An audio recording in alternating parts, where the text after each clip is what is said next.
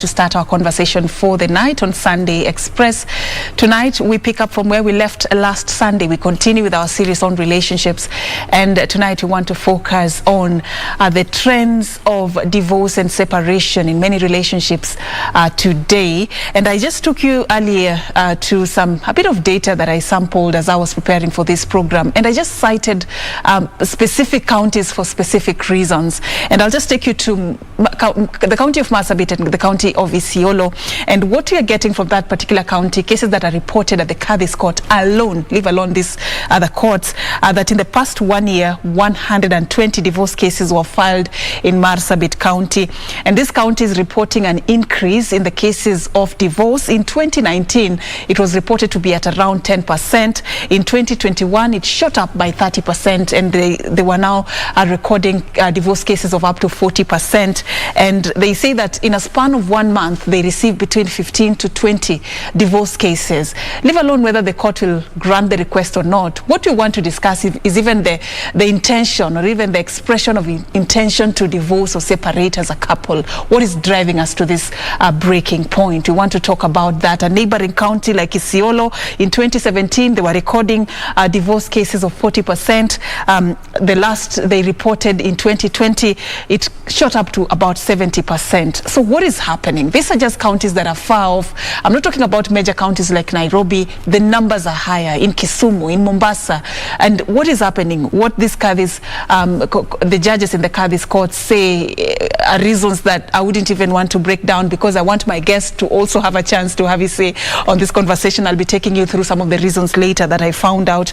But the doctor is in the house, Dr. Chris AJEBOR. Thank you for creating time for us. Thank you too. A relationship expert. Of course, hoping that you're going to make this easier for us. It's a complex topic. Many people have not been able to really put their heads around it. When you're talking about divorce, when you're talking about separation, it's something that we really need to understand where the trends are leading us to. If you listen to even the numbers that I've just shared, and you interact with couples on a regular basis, you get this heartbreaking news of divorce rates going up in our country and even globally. Yeah, if you just look at what is happening around the world, should we be concerned?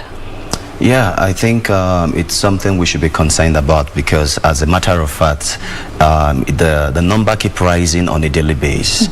And you see, if we don't look into this issue, it's going to keep rising on a daily basis. Let me take you back to when you look at in the 50s, in the 60s, there were no books on marriage, but marriage were lasting.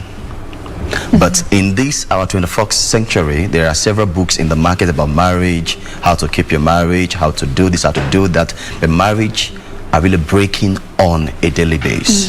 Does it really mean that our parents who never read books about marriage, does it really mean God kept their marriage? But why is it that today, in our trending society today, we see a lot of marriages are breaking on a daily basis? 6 months, 1 year, 2 years, 3 years, 4 years, and 5 years.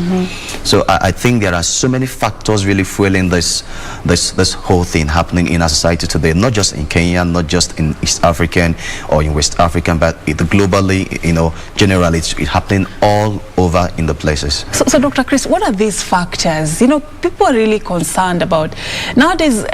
You attend a wedding today, in the next 2 years, this couple, they're no more.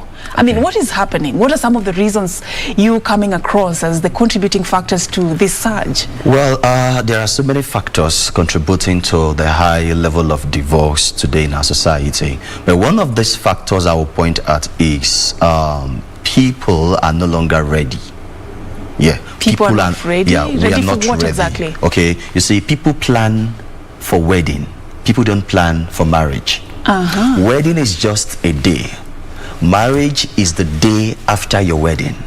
A lot of people go take loan out there to make their wedding look so attractive, so colorful. You see someone taking a loan of 2 million Kenyan shillings to do a wedding, but he has never talked about, how am I going to live with this man? How am I going to live with this woman? So many persons are not prepared for marriage. And there's also another factor, that is infidelity. Lack of trust, poor educational background. You see, these things are to be taught from the basic level of education, you know. So we have so many factors, so many. To mention a few, I can talk about lack of commitment. I can talk about low income. Also generates low income. Yes, low income. You can't expect a marriage where the woman is paying the bills and the man is squandering the money. You can't expect such marriage to last. A marriage where the woman is paying the bills and you see. All right. Let me do what I did last Sunday, because I want us to go step by step, and I want to take you back to what you just said, a powerful statement there. People prepare and plan for the wedding and not the marriage. What's the difference, and what should we then fundamentally do when you're planning as somebody who feels you know, you're ready to settle down? What is it that you need to do so that you can say that now you're comfortably planned for the journey ahead? Okay, you see, when a young couple wants to get married, what they do is, some people have a group of committee planning for the wedding. But there is no group of committee. They can hire experts to give a colorful event. But these guys don't sit down to have an expert, to have a relationship manager, expert to talk to them about what you're going into. Let me tell you something. Marriage is the school. You get your certificate before you get into the school. They issue you a certificate before you get into the school. And it doesn't matter whether you will qualify or will not. A marriage is an institution you're not going to graduate from.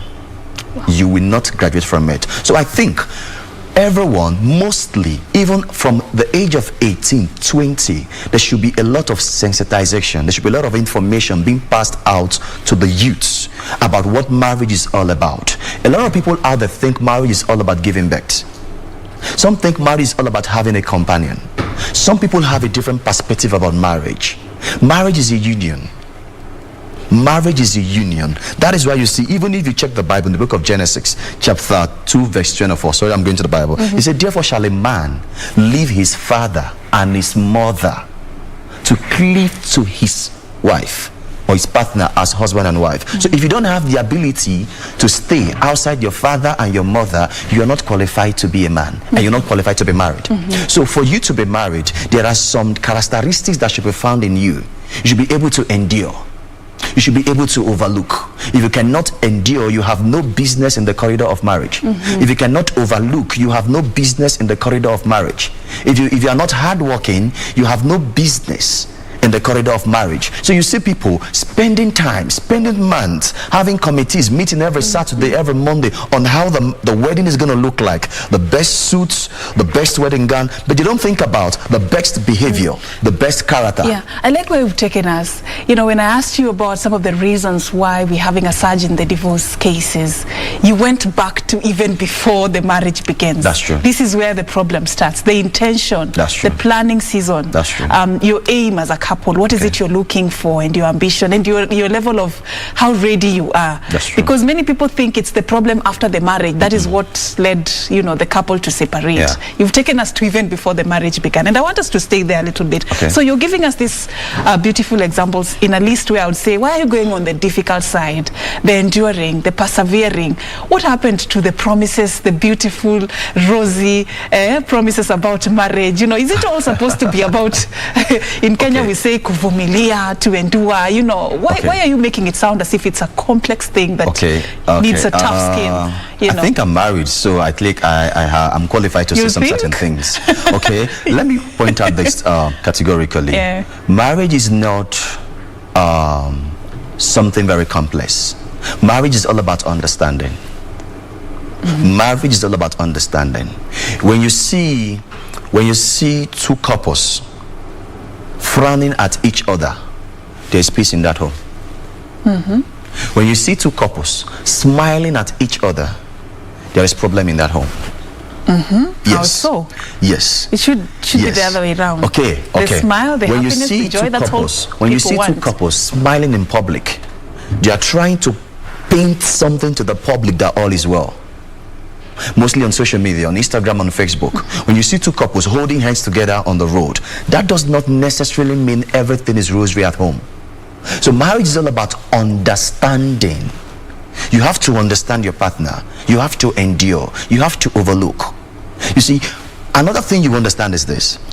One of the reasons why you see today, those factors are playing in the marriages that is leading to separation and divorce is because both partners are pretending during the time of dating and courtship.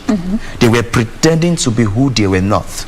People pretend to be Mr. A, Mr. B, Mr. C, Mr. D. But as soon as they get into the system, the union, they change. The mask is off. The mask is off. They change. The honey goes to the moon. Yeah.